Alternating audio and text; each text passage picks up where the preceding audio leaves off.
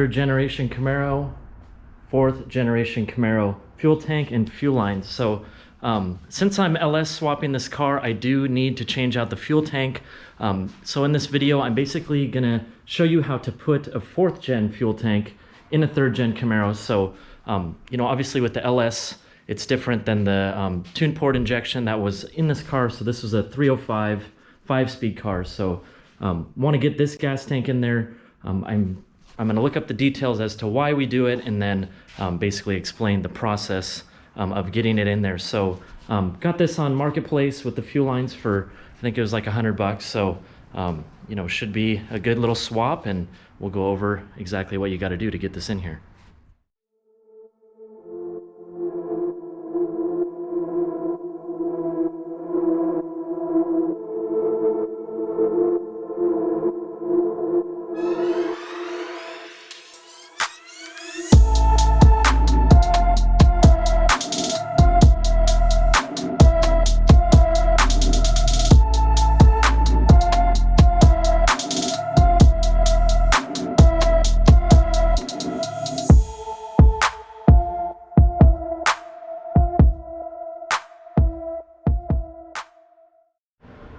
Got the tank out of there, so you can see came out pretty easy.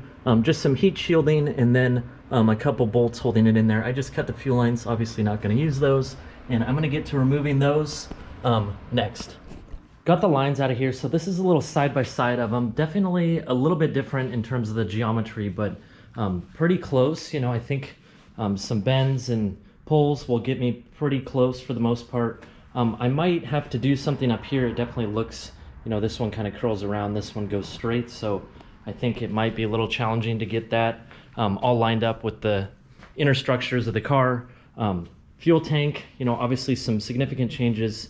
Basically the evap on the third gen was at the front of the car, and then the evap on the fourth gen is right at the back, so you don't have another steel line that runs the length of the car.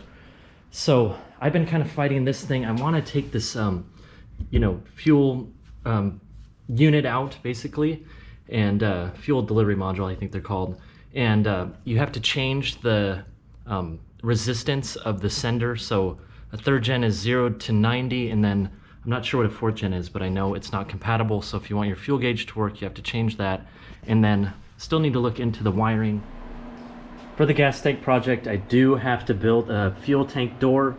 Figure get this done while, you know, it's all apart, and put this fuel door in there so I can change the fuel pump in the future. I just have the stock fuel pump. I'm getting ready to cut it, so it's over here.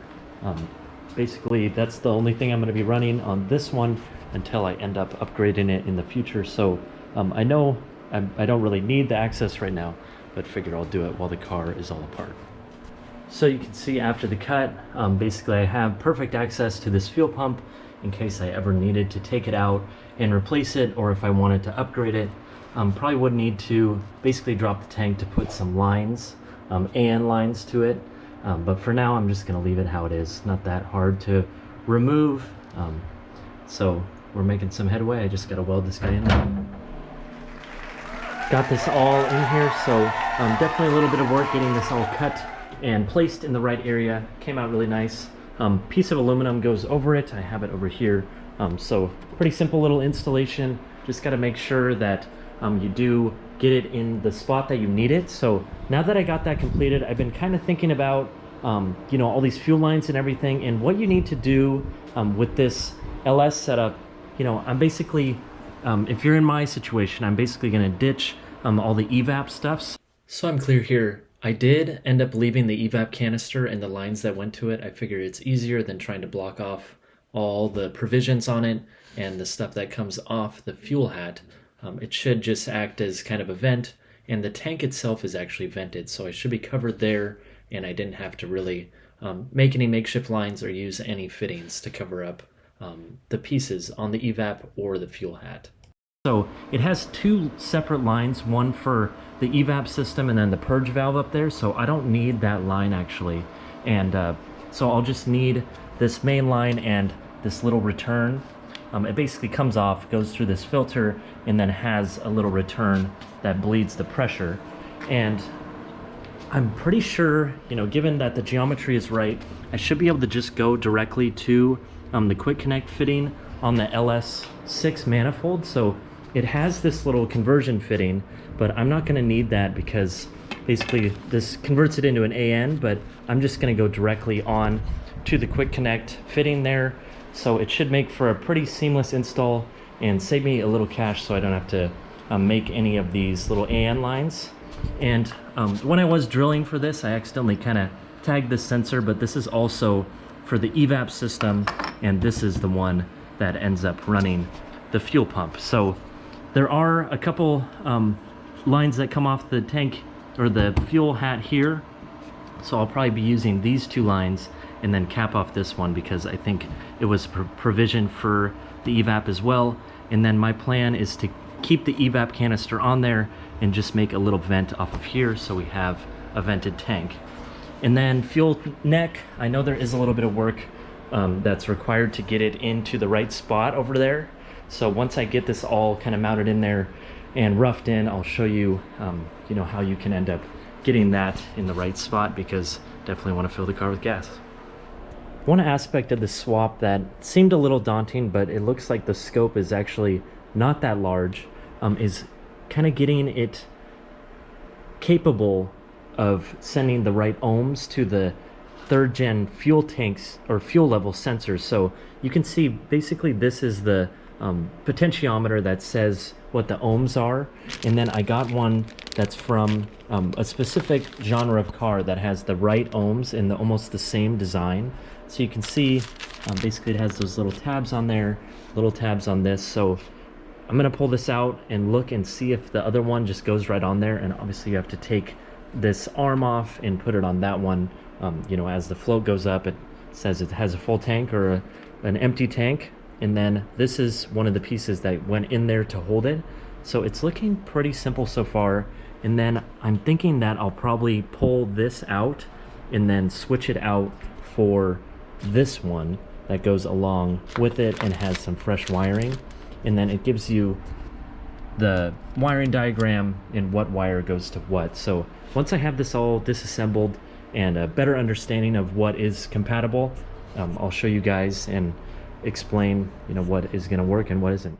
Of course, the most important part of the video I accidentally time-lapsed. So what I found is that provision that goes into the top of the fuel hat fits perfectly. You can just pull them out, be careful of the clips, and that goes in there. And then you can bring up from the bottom that fuel sensor, the 0 to 90 ohm resistor sensor, and you can also plug in to the fuel pump itself, so it's perfect.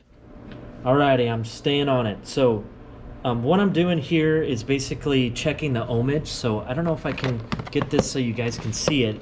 The third gen gauge I checked is 0 to 90 ohms. So this is obviously the negative kind of wire on the sender, and then that is the hot. So you can see right here it says 90 ohms. Not sure if it fits in the frame.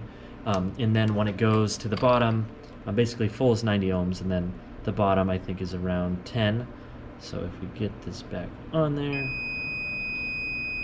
one ohm or real close to 0. And then I did, before I kind of get this all finalized and everything reinstalled in the car, I did take the opportunity to check the fuel pump working, so I'll show that as well. Right here and right here, you can hear it works good. A little noisy, but I'm gonna run it and see if it works. I got that fuel door in there, so if I did have to replace it, it wouldn't be too hard. So everything is looking good. And one thing I will say, it is a little goofy how it ends up mounting here. Won't be a problem, and I'm gonna take some epoxy and basically epoxy the clip in there that holds it, since I don't want that coming out, obviously. I guess you can flame me in the comments if epoxy isn't gasoline capable, but pretty sure it is, so I should be good to go. Continuing to work on the gas tank project. So what I had to do here is basically for the fuel filler neck, I had to kind of create a little bracket provision so I can get this centered on there and support it. Not too hard. I definitely had to shorten this hose as well a little bit to get me kind of in the right location out here and not sticking out. So came out pretty nice. I'm gonna drop this tank and then basically put it in permanently now that I got everything squared away on that side. Got the fuel line all ran up here, so definitely a little long using this 4th gen fuel line, but I kind of just, you know, used the existing provisions and did my best to pin it down. My plan up here on the front is to basically cut this and probably put a compression fitting on there, and then a short AN hose to the intake manifold right here. So pretty straightforward install. Most of it kind of aligns okay. Did have to bend and kind of work the lines as required. And then on the back, I'll show you what it looks like under here. Basically I made a little bracket right here to hold the fuel filter, and then they come up pretty nicely up here. I'll probably put some sheathing over the plastic one to protect it, but you can see it goes down the car and everything looks pretty good. So I'm working on putting the motor in it now, and I'll probably wrap this video up. I did put a little grommet in back here for my fuel pump and also the sender. So probably gonna wrap up the video here. Definitely kind of an involved process putting this in here, but for the most part, everything came out pretty nice. Gas cap on here and everything looks pretty much OEM. So appreciate you watching, and you have any questions, leave them in the comments. We'll see you in the next one. Getting a quick outro clip here, a little bonus footage. So what I'm gonna do with this fuel line here, you know, I thought about kind of cutting it, putting the compression fitting and doing a 180, but what I think I'm gonna do is get a little tubing bender, kind of curve it up, make a little provision to hold it, and then take it right up to the line there. Fragola makes these little lines that have an AN, so 6 AN fitting on each side, and I think I can get away with a short one, and then it should be nice and clean, and that basically wraps it up. Engine's looking good in there. Look forward to some more updates soon. Hey, thanks for stopping in at the Phantom Motorsports YouTube channel. If you like what you saw, give me a big thumbs up, and hopefully you're leaving with a bigger smile than you came in with.